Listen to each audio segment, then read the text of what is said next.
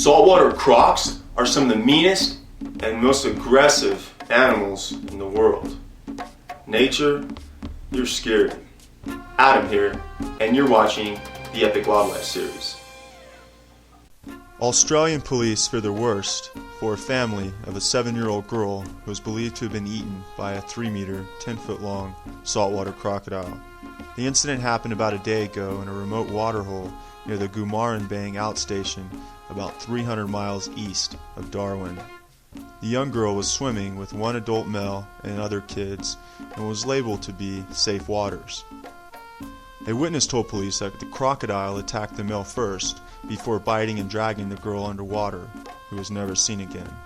Rangers arrived on the scene at dawn to search for the girl when they found the deadly reptile and killed it. Human remains were discovered inside the saltwater croc.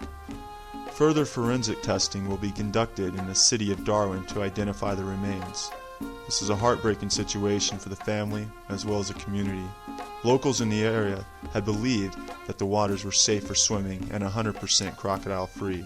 The Australian police have warned people that this isn't a situation to be taken lightly and to always be careful, as saltwater crocodiles are a real threat all over Australia.